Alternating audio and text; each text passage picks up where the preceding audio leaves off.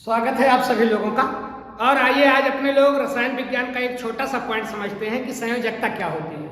संयोजकता होती क्या है और अगर किसी यौगिक का अणुसूत्र दिया गया है तो उसकी संयोजकता हम कैसे निकालेंगे। संयोजकता जिसे इंग्लिश मीडियम वाले क्या बोलते हैं, बैलेंसी।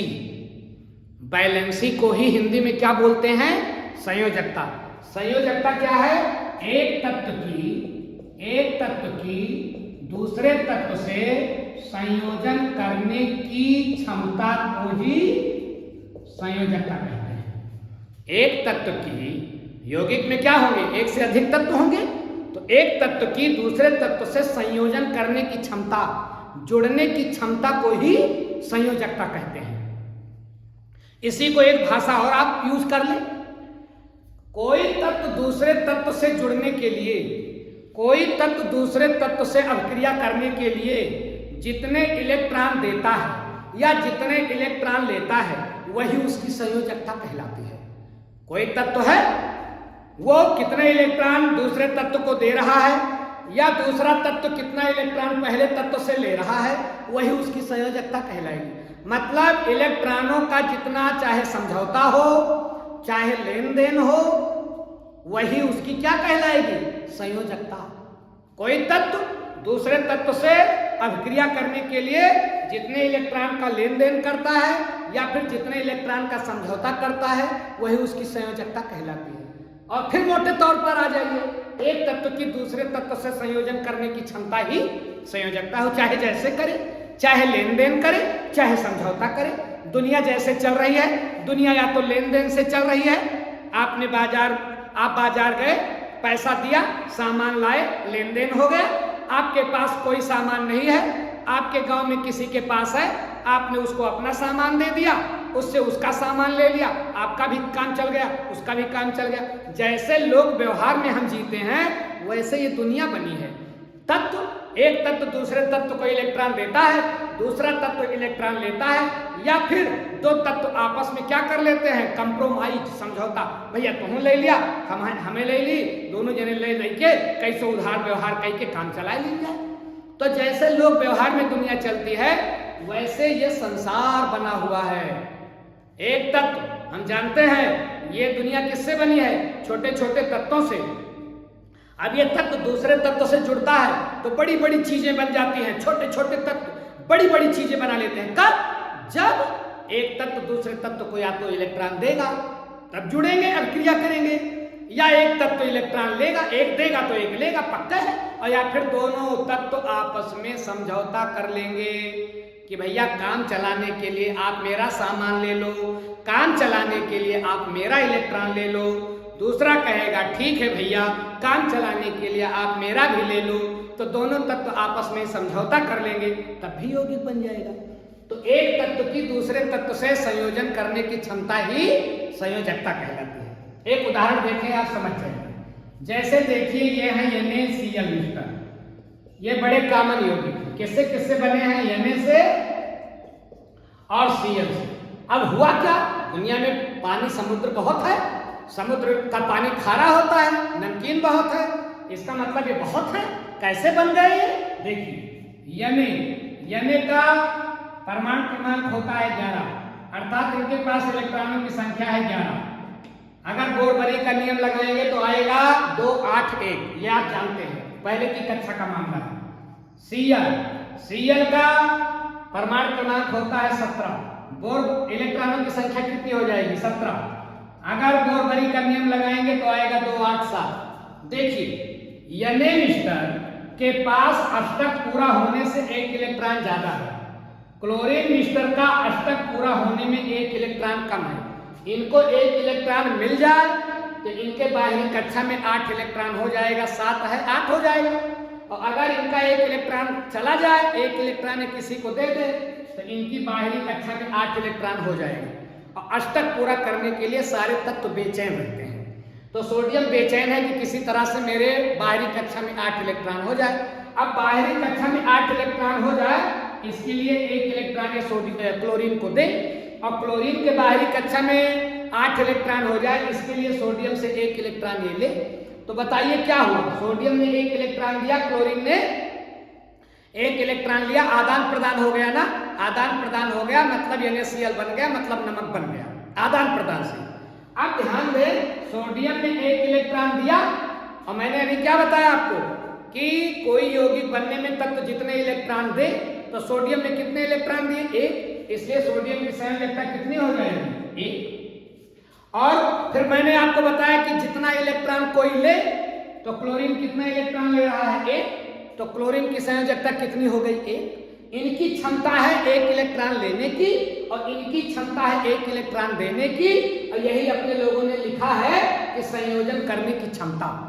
एक इलेक्ट्रॉन देकर के ये समझो संयोग कर सकते हैं, क्रिया कर सकते हैं, और क्लोरीन एक इलेक्ट्रॉन लेकर के क्रिया कर सकता है। अब दोनों की संयोजकता हो गई एक, लेकिन अब आप कहोगे कि सर दोनों की एक? हाँ दोनों की एक, लेकिन चूंकि सोडियम ने इलेक्ट्रॉन दिया है इसलिए इसकी संयोजकता हो जाएगी धन।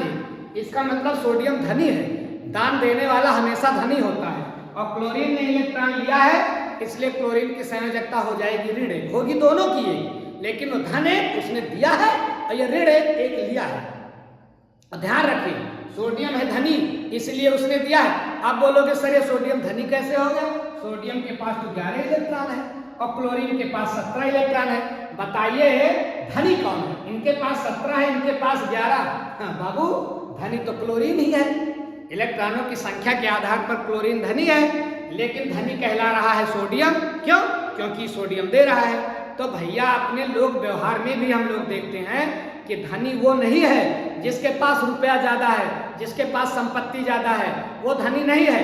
धनी वो है तो देना जानता है, भले कम हो लेकिन देना जानता है, वो धनी है। युधिष्ठिर बहुत बड़े राजा थे, कर्ण उतना बड़ा राजा नहीं था, लेकिन दानी कर्ण। क्यों दानी कर्ण? क्योंकि कर्ण थोड़े में ही दान करता था, और युधिष्ठिर बहुत बड़े थे लेकिन उतना बड़ा दान नहीं कर पाते थे। तो ज्यादा पैसा होना इसका मतलब ज्यादा धनी होना नहीं, दिमाग से बात निकाल दो।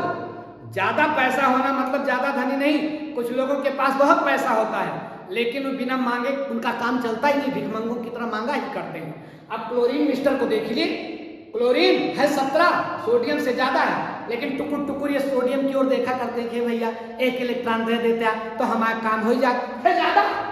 और सोडियम कहता है ले जाओ, तो सोडियम हो गया धनी। है कम 11 होते हुए भी ये धनी और 17 होते हुए भी ये ऋणी। अब बताइए संयोजकता समझे?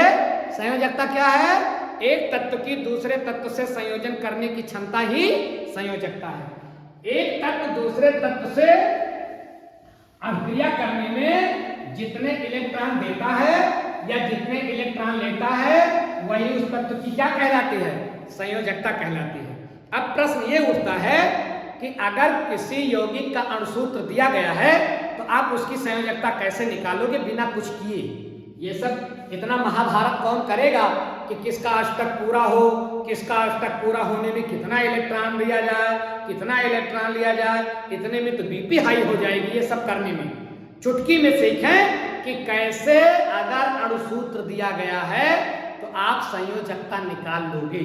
जैसे एक उदाहरण देखें, H2O पानी।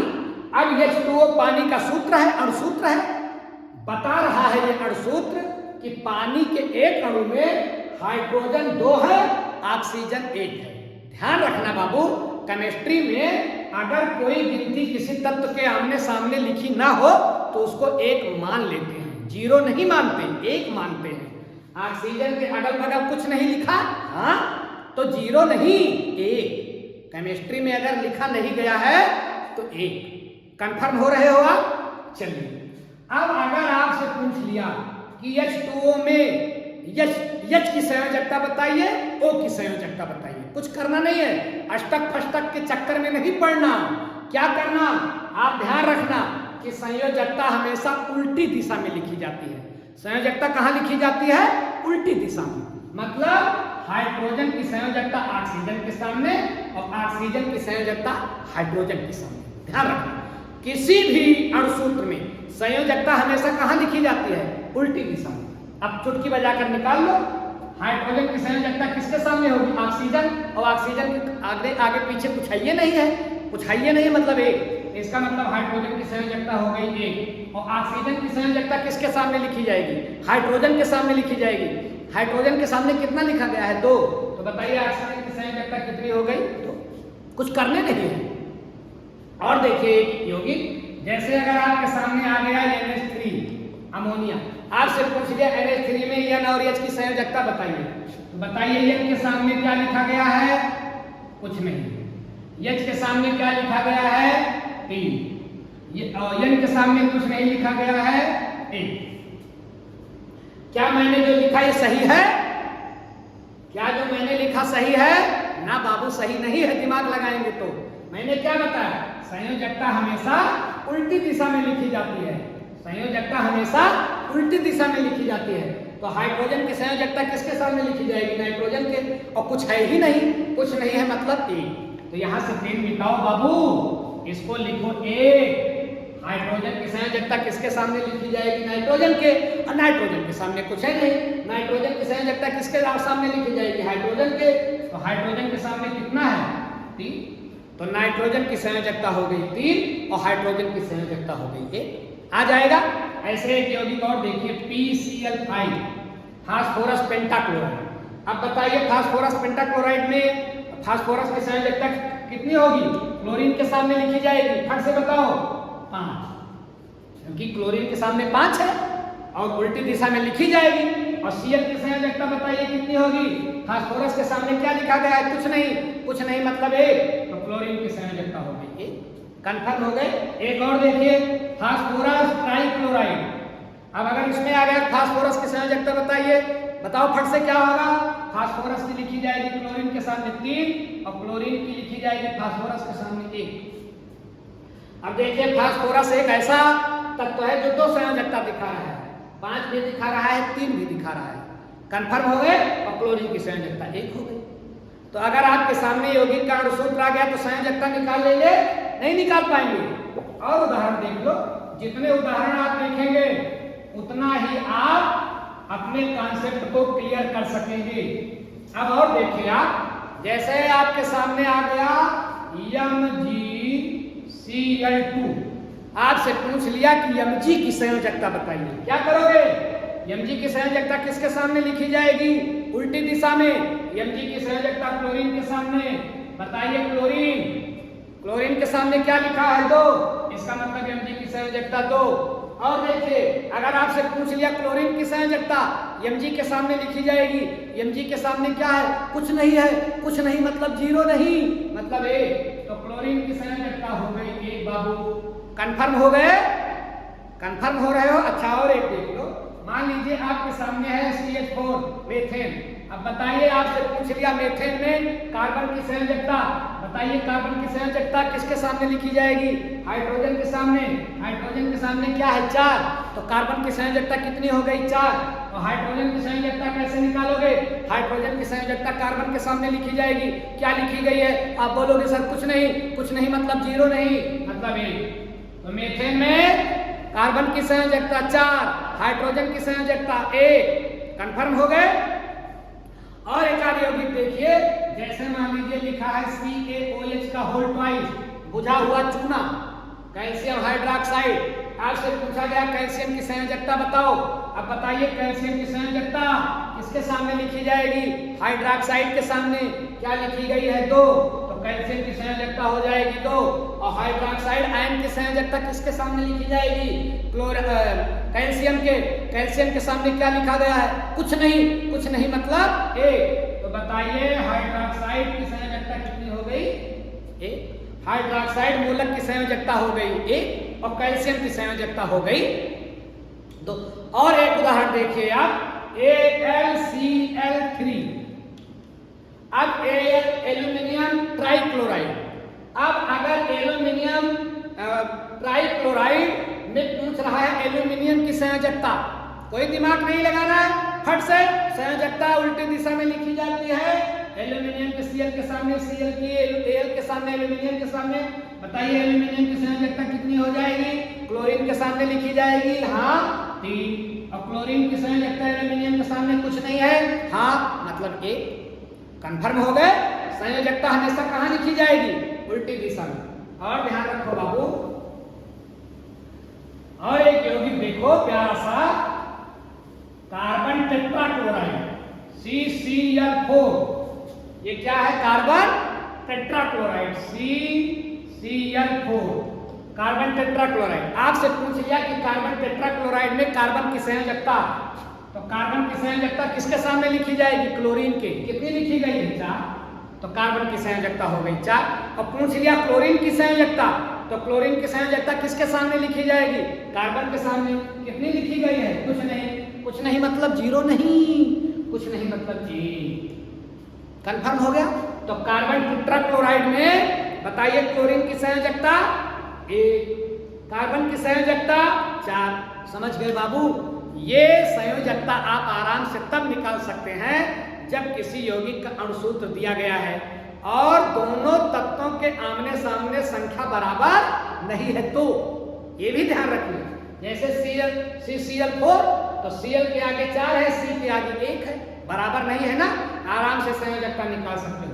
अब आपके मन में प्रश्न आ रहा होगा कि सर ये बताइए कि अगर कोई ऐसा यौगिक मिल गया जिसके आगे पीछे दोनों के कुछ नहीं लिखा, तब क्या करेंगे? तो आओ उसको भी देख लें। जैसे देखो, मान लीजिए आपसे पूछ लिया NaCl। अब NaCl मतलब नमक सोडियम क्लोराइड, इसके न Na के आगे कुछ लिखा गया है न Cl के आगे। तो भैया अगर ऐसे आपको यौगिक मिल जाए कि जिसमें किसी के सामने कुछ न लिखा गया हो, तो बाबू इसमें थोड़ा झंझट है। एक तत्व की संयोजकता आपको पता होनी चाहिए, जितना एक तत्व की संयोजकता होगी उतनी दूसरे की भी होगी। एक की पता हो जाए बस, दूसरी अपने आप उतनी होगी। अब देखिए, इसको तो अपने लोग जानते हैं NaCl, Na की संयोजकता कितनी होती है? 1। तो बताइए Cl की कितनी हो जाएगी? 1। अगर दोनों में लिखा नहीं गया है और एक का पता है तो दूसरे की वही हो जाएगी। और देखिए आप, जैसे देखिए CaO कैल्शियम ऑक्साइड, ये कली चूना है। कली चूने का सूत्र क्या होता है? जो परचून वाले दुकान के यहाँ चूना मिलता है वो CaO है, और जो अपने लोग लाते हैं घर में पानी डाल देते हैं तो फिर वो CaOH का होल ट्वाइस है, मतलब बुझा चूना है। तो ये कली चूना है। अब कली चूना मतलब कैल्शियम ऑक्साइड में आपसे पूछ लिया कैल्शियम की संयोजकता, तो दोनों में लिखा नहीं गया है, इसका मतलब ये तो पक्का है कि दोनों में बराबर होगा। लिखा नहीं गया है तो बराबर होगा, लेकिन एक का पता होना चाहिए। तो अभी अपने लोगों ने देखा था कि ऑक्सीजन की संयोजकता कितनी आई थी, तो पीछे अपने लोगों ने देखा था। तो बताइए कैल्शियम की संयोजकता कितनी हो जाएगी? तो ये पक्का है कि जितना एक की होगी वो दूसरे की भी उतनी ही होगी। एक और देखें, HCl हाइड्रोक्लोरिक एसिड, लिखा नहीं गया है, फंसा दिया? नहीं, फंसा नहीं दिया। एक की पता है ना, हाइड्रोजन की पता है ना, हाइड्रोजन की संयोजकता कितनी होती है? 1। तो पक्का है कि क्लोरीन की भी कितनी हो जाएगी? 1। एक का पता है, दूसरा अपने आप निकल आएगा। इसको देखिए KCl पोटेशियम क्लोराइड। अब पोटेशियम क्लोराइड में आपसे पूछ लिया K की संयोजकता, घबराना नहीं है, लिखा नहीं है तो ये तो पक्का हो गया दोनों की बराबर होगी। तो बताइए इसके पहले भी अपने लोगों ने देखा था Cl की संयोजकता कितनी होगी? 1। इसका मतलब पोटेशियम की भी कितनी होगी? 1।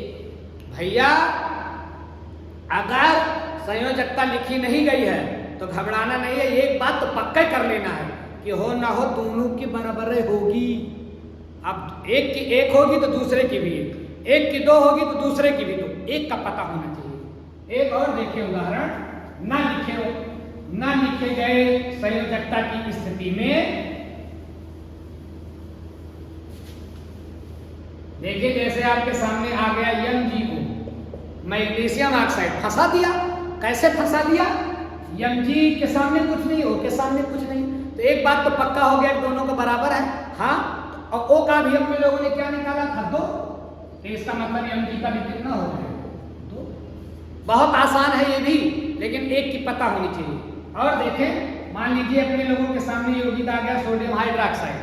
अब सोडियम हाइड्रोक्साइड में आपसे पूछ लिया कि हाइड्रोक्साइड आयन की संयोजकता बताइए, तो ये तो पक्का हो गया कि जितना Na का होगा उतने OH का होगा। ये तो पक्का है, लिखे नहीं है, इसका मतलब दोनों का बराबर है। अब बताइए Na की संयोजकता कितनी होती है? 1। तो इसका मतलब OH की भी कितनी हो जाएगी? तो नहीं लिखा गया है तो एक का पता होना चाहिए और दोनों की होगी बराबर, दिमाग लगाने नहीं जाता। और अगर लिखा गया है तो संयोजकता कहाँ लिखी जाती है? हमेशा उल्टी दिशा में लिखी जाती है। तो दूसरे तत्व के सामने दूसरे तत्व की संयोजकता रहेगी। ये छोटी सी जानकारी आपके सामने रही कि कैसे आप तत्वों की संयोजकता निकालेंगे बिना कुछ किए। ओके भैया, ऐसी ही जानकारियों के साथ आगे भी मिलेंगे।